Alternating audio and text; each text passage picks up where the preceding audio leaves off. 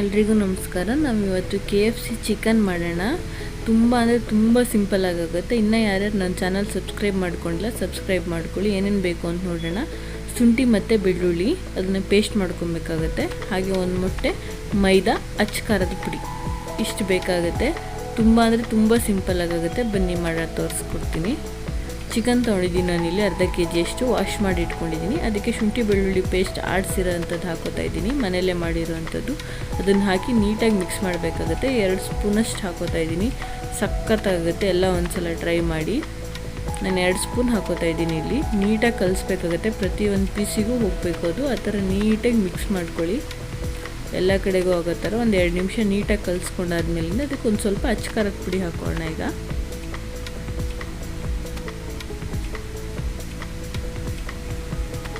ನೋಡಿ, ಈಗ ನಾನು ಅಚ್ಚ ಖಾರದ ಪುಡಿ ಹಾಕೋತಾ ಇದ್ದೀನಿ. ಅಚ್ಚ ಖಾರದ ಪುಡಿ ಮತ್ತು ಸ್ವಲ್ಪ ಸಾಲ್ಟ್ ಬೇಕಾಗುತ್ತೆ. ಸಾಲ್ಟ್ ಹಾಕೊಳ್ಳೋಣ. ರುಚಿಗೆ ಎಷ್ಟು ಬೇಕಾಗುತ್ತೆ ಅಷ್ಟು ಹಾಕೊಳ್ಳೋಣ. ಅದನ್ನು ಹಾಕಿ ನೀಟಾಗಿ ಮಿಕ್ಸ್ ಮಾಡ್ಕೊಳ್ಳೋಣ. ಈಗ ತುಂಬ ಸಿಂಪಲ್ ಆಗುತ್ತೆ. ಮನೆಯಲ್ಲೇ ಮಾಡ್ಕೋಬೋದು ನಾವು KFC ಚಿಕನ್ನ. ಹೆಲ್ದಿಯಾಗಿ ಕೂಡ ಇರುತ್ತೆ.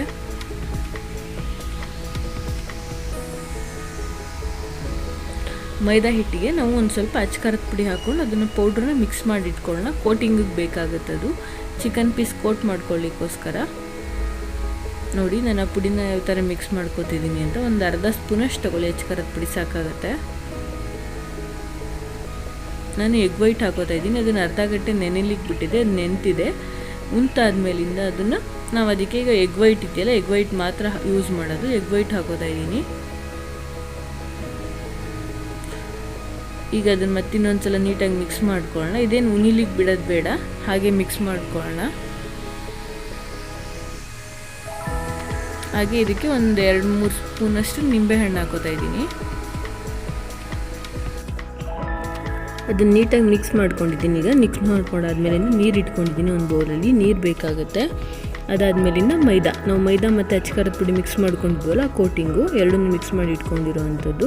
ಬನ್ನೀಗ ಮಿಕ್ಸ್ ಮಾಡೋದು ತೋರಿಸ್ಕೊಡ್ತೀನಿ. ನಾನು ಎಣ್ಣೆ ಕಾಯ್ಲಿಕ್ಕೆ ಇಟ್ಟಿದ್ದೀನಿ. ಅದಕ್ಕೆ ಮೈದಾಗೆ ಫಸ್ಟ್ ಅದು ಮಸಾಲೆ ಮಿಕ್ಸ್ ಮಾಡಿ ಇಟ್ಕೊಂಡಿದ್ವಲ್ಲ, ಚಿಕನ್ ಪೀಸ್ನ ನೀಟಾಗಿ ಎಲ್ಲ ಕಡೆ ಮೈದಾ ಹಿಡಿಯೋ ಥರ ನೀಟಾಗಿ ಮಿಕ್ಸ್ ಮಾಡ್ಕೋಬೇಕಾಗತ್ತೆ. ನೀಟಾಗಿ ಈ ಥರ ಮಿಕ್ಸ್ ಮಾಡಿಕೊಂಡು ನೋಡಿ, ಹಿಂಗೆ ನೀಟಾಗಿ ಮಿಕ್ಸ್ ಮಾಡಿ ನೆಕ್ಸ್ಟ್ ನೀರಿಗೆ ಅದ್ದಬೇಕಾಗುತ್ತೆ. ಒಂದು ಸಲ ನೀರಿಗೆ ಫುಲ್ ಮುಳುಗೋ ಥರ ಅದಾದ್ಮೇಲಿಂದ ಅಂದರೆ ಉಣಿ ಹಾಕ್ಲಿಕ್ಕೆ ಬಿಡಿ, ಅಂದರೆ ಎಜ್ಜಿ ತೆಗೀರಿ ಅಂತ. ಅದಾದಮೇಲಿಂದ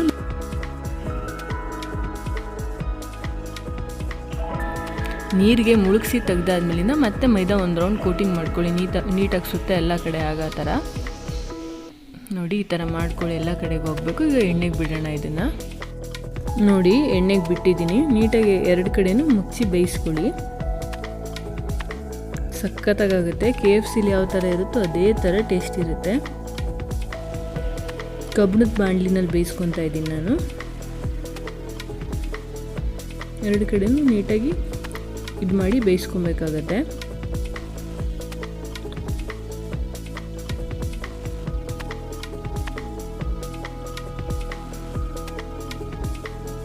ನೋಡಿ, ಈಗ ಒಂದು 5 ನಿಮಿಷ 3 ನಿಮಿಷ ಬೇಕಾಗುತ್ತೆ ಬೇಯಲಿಕ್ಕೆ.